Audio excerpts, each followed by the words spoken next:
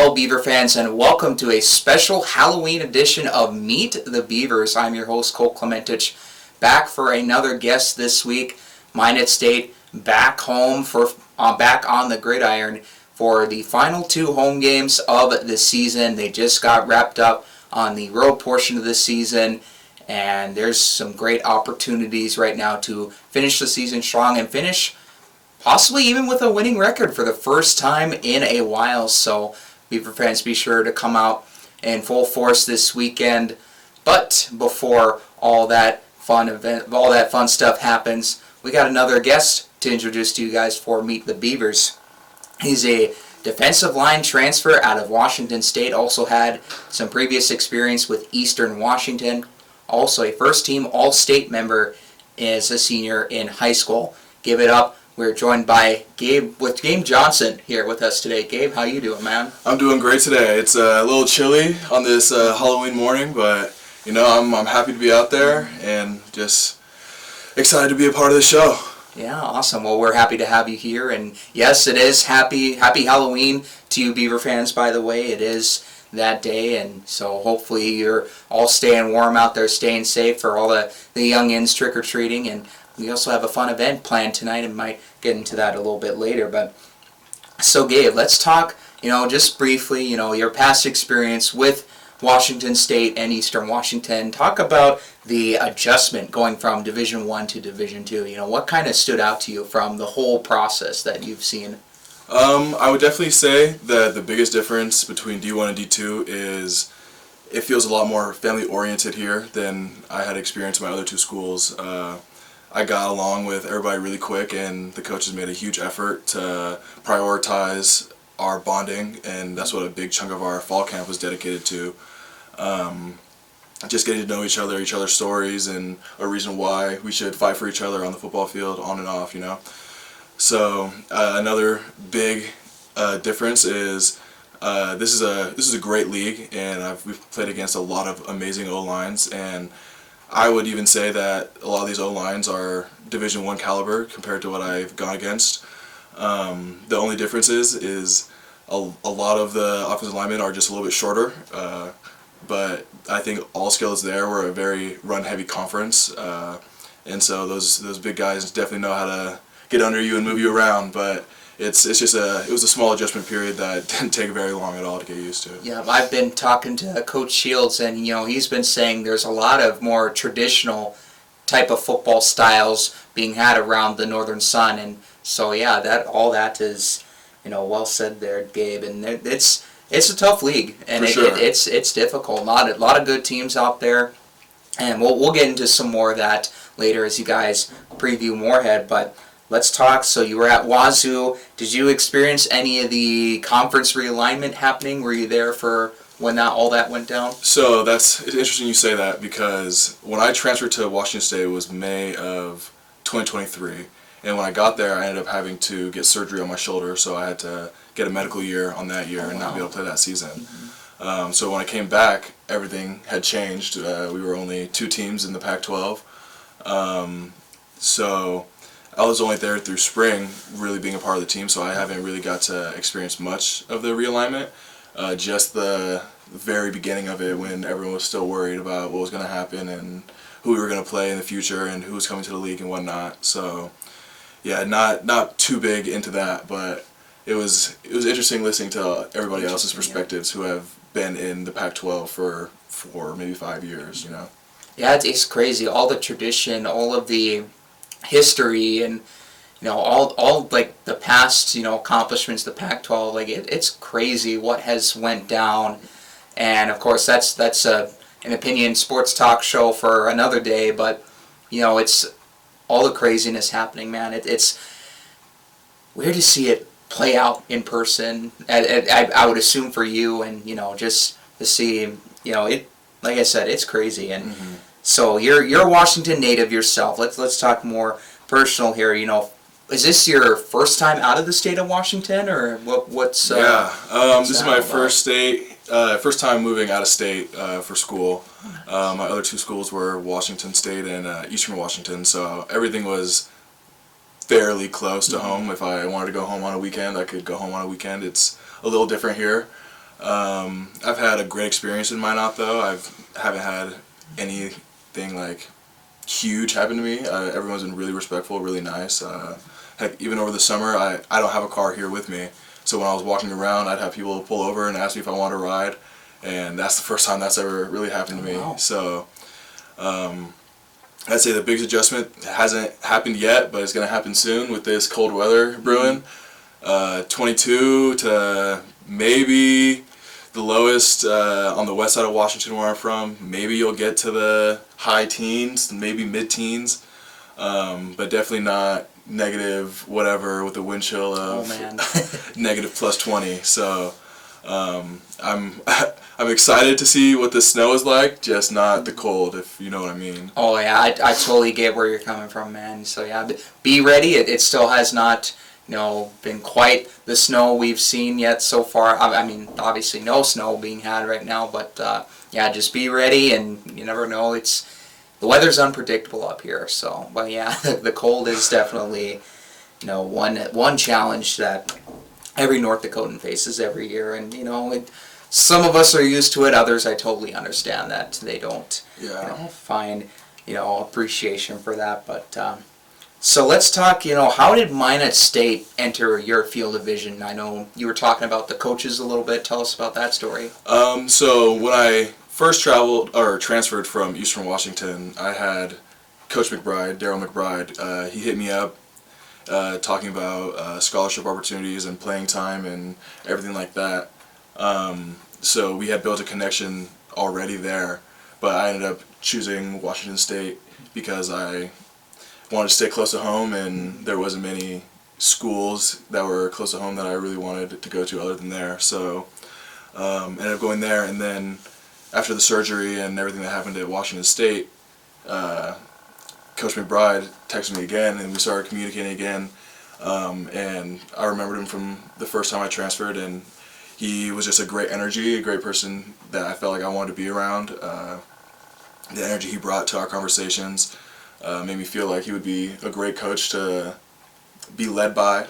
And so with that, I was like, you know what, I would rather be with a coach that I feel that personal connection with without me even being there than a coach where I'm not necessarily feeling that same energy or attention, if that makes sense. Oh yeah. Yep. Shout out Coach McBride, and yeah, we're happy to have you here, Gabe, certainly. And any favorite parts about Minot or the campus so far since you've joined Minot State? The campus is fairly flat and everything is really close together, so I'm very happy about that. In the summertime when it was blistering hot, I could get in between air-conditioned buildings really quick. And I'm expecting in the winter when the snow starts falling, the same thing, stay out of the cold. Yep. I love that. I love just how it feels like everybody's pretty close-knit. Like I do an internship at Bishop Bryan, the school connected to Minot. Nice. So I can really feel the community there with them asking me every week how my game went and did we win and how did I play and what how I'm feeling about everything. It really made me feel like even the lower generation is really invested and interested in how the school progresses. Mm-hmm. No, that is good. Not that they need my approval, but I can certainly vouch for Bishop Bryan. I've covered a bunch of their games, and that's good that you're getting involved there, Gabe. Lots of good stuff there. And so let's talk about classroom life, your studies. What's your major, and what are you learning so far? Have you declared anything as far as a major goes, or did you already have something planned in mind before you got here? Yeah, so originally when I first started my college career, I wanted to be a nurse. Mm-hmm. And I didn't realize the class load that a nurse would take, so I got out of that pretty quick, and I switched to psychology because just the way the brain works and being an athlete with all the mental aspects of that, you never really realize until you're in that situation, and just being able to understand the brain and everything like that really interested me to pursue that. And potentially, because I've had a lot of mental health struggles throughout my life, and I felt like I haven't really had a coach or a professional to be right there for me that knows what I'm going through, being an athlete, all my other struggles going down the line. And so if I could be that for a potential athlete or even somebody who just needs someone to talk to who's a man, because psychology is a very woman-dominated field right now. If I could be that person, it would really fulfill something in me that I can give back what I've experienced. But classroom life here, I love it. I love my professors. I'm in a really interesting class called Sensations and Perceptions right now. Oh, nice. It's just kind of exactly what it sounds like. It's teaching you about like the visual processes, all the nerves that go into the brain, hearing, and all the different like optical illusions that you might face and why your brain is processing in that way. And just all the little nitty-gritty stuff is really just interesting to me. So that's why I chose that. It's fascinating, all the things that each major dives into. You get to learn. I was a broadcasting major, and of course, I got into all the small little details, of how to be a reporter, broadcaster, and all that sense. Like, that's amazing. I'm always interested in seeing what all the other majors have to offer, and there's a lot of opportunities at Minot State. So good on you for taking advantage of that, Gabe, and certainly just good stuff all around. Let's talk, post-football life and post-graduation. Where do you see yourself a couple years down the line, 5, 10 years? What do you think? Well, my dream is to go somewhere a little less populated. I kind of I always say to my girlfriend, I want someone to be close enough to where if I scream that they can hear me, but they're not like in our business, if that makes sense. So like, I see. Like a smaller area that is everyone's kind of more isolated. I'd like to do that while I'd like to coach freshman football. The reason I say freshman and not varsity or college or anything like that is because you're kind of shaping what their athletic experience is going to be like for the future, because a lot of guys don't play football growing up, or they'll join freshman year. So being the first interaction they have with the sport of football really changes the way you're going to play and the way you feel about it later on. So being able to ingrain a mindset into the youth of high school, really, it kind of interests me just to see how they progress and be able to be a part of their success story, That's good. There's a lot of former Minot State players that are currently doing that right now and teaching the youngins and, how to be, a team player, learning different skills or learning their respective skills at their position. So, yeah, good. Those are some good aspirations there, Gabe. And, it certainly keeps you involved in the game, too. Yeah. So now let's preview the good stuff here. You guys have MSU Moorhead this upcoming weekend. It's going to be an interesting matchup. Just talking to Coach Shields, I even did some of the stats, or looked up some of the stats, looked up some of the kind of like how Moorhead likes to play their pass-heavy offense versus you guys, your offense, the triple option, run the ball until you're blue in the face. Like Coach Shields call it polar opposites. Like far right, far left versus in like politics or whatever. It's actually a good comparison. I'll have that preview posted up pretty soon. But interesting matchup. How do you think you see it playing out, and what's going to be kind of the keys to victory to overcoming what Moorhead has to present? Yeah. As a competitor, of course, I'm gonna say I see us winning the game by a considerable margin. That's always my goal, and that's always my thought process going into the game. I actually really love that they're a pass offense team, because that's kind of, from my experience in my other two schools, I'm more of a pass rushing defensive end. So fitting gaps, and because I've always been a little undersized in the weight category, so I've always really liked speed rushing and rushing off the edge, which has given me a great opportunity this game with their pass heavy offense. For our offense, I'm really excited. I love watching our guys run. Eric Palmquist, I love to see him go down the sideline and take a couple guys with him, and the way we run, we really like to run out the clock, and that not only helps us run out the clock and get the game shorter, but it helps the defense because we get a little bit more rest, and we can sit down and work out a better game plan on the spot, just having a little bit more time. It's gonna be a good game though. I'm really excited for it. I've been preparing all year for pass heavy offense to showcase my real abilities and potential. So it's gonna be fun. No, like you said, it is going to be a lot of fun to be had, and Beaver fans, be sure again 1 p.m. this Saturday. Come on out to the Herb, and it's going to be great. It's going to be a great time there, Gabe, and certainly they got Moorhead. They got talented receivers. They got a good quarterback that can get them the ball. So it'll be fun. An exciting matchup to be had for sure. But we're gearing towards the end of the season now. Final 2 home games for you guys against Moorhead and Winona. You guys have an opportunity to finish strong. If it turns out if these 2 games end up being wins, this will be the first winning season since 2010. And just talk about, how crazy is that to be, to see that, as a new guy on the team, and, just to be a part of that. I really appreciate the team for accepting me as quickly as they did. Being a part of history is always something someone wants to do, and it's not very often that you get to do that and be a part of it. And it'd be my first year and getting on the field a lot. I really appreciate the guys for how quickly and how close I feel like we all are. If we can win with a winning season in the first time ever, that's great. We've already made history. I'm very proud of the way we played. We've played a lot of good teams, and I mean, maybe some calls should have been called in some games, but maybe some shouldn't. But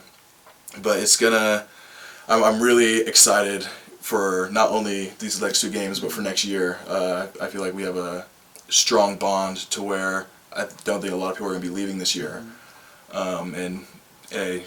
Why not 8-3 instead of 4-5? Make the playoffs. Keep making history every year.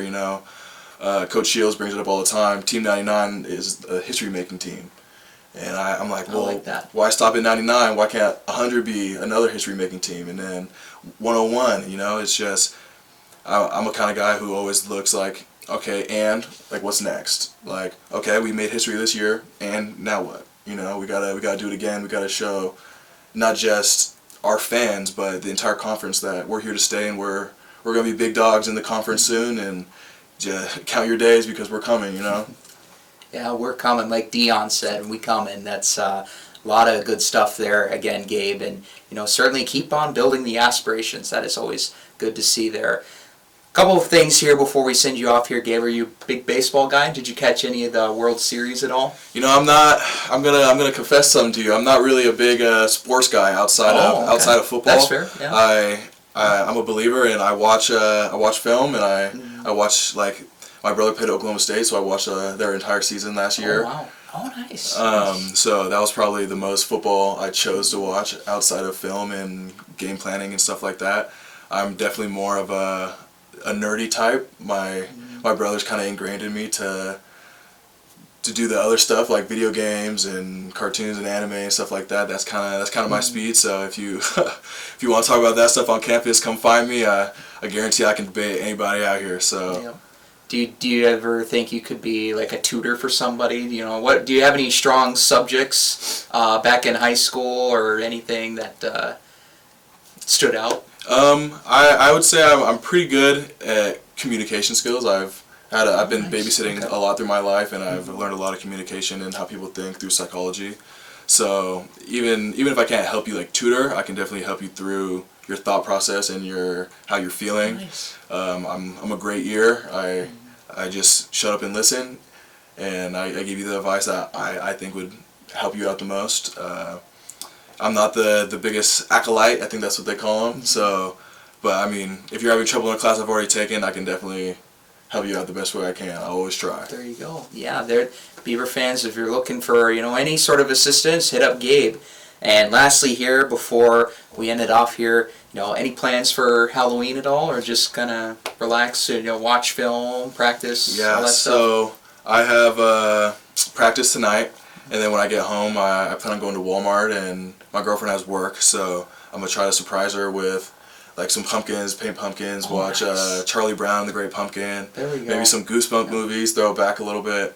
Just a nice quiet night. It's the day before the day before. Coach Shields always says on Thursdays, what you eat and sleep is going to fuel you for the game on Saturday. So I make sure to keep that very true to my heart and make sure not to do anything stupid or outrageous a couple of days before the game.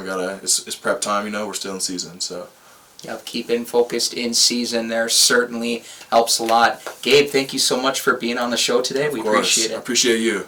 Yep, there you have it, Beaver fans. That was defensive lineman Gabe Johnson out of Washington, the latest on the Meet the Beavers. We thank you all for tuning in once again, and be sure, Minot State hosting MSU Moorhead. The Dragons come to town for another NSIC duel. 1 p.m. kickoff at First Western Bank Field at Herb Parker Stadium. Pack the Herb. So Please yes. pack the Herb. It's going to be a very interesting game. Run-heavy offense versus pass-heavy offense. May not see something like it for a while. So, but yeah, this Saturday at 1 p.m. And yeah, that'll do it. We thank you once again, guys. I'm your host, Cole Clementich, signing off. You guys have a good rest of your day and rest of your week as well.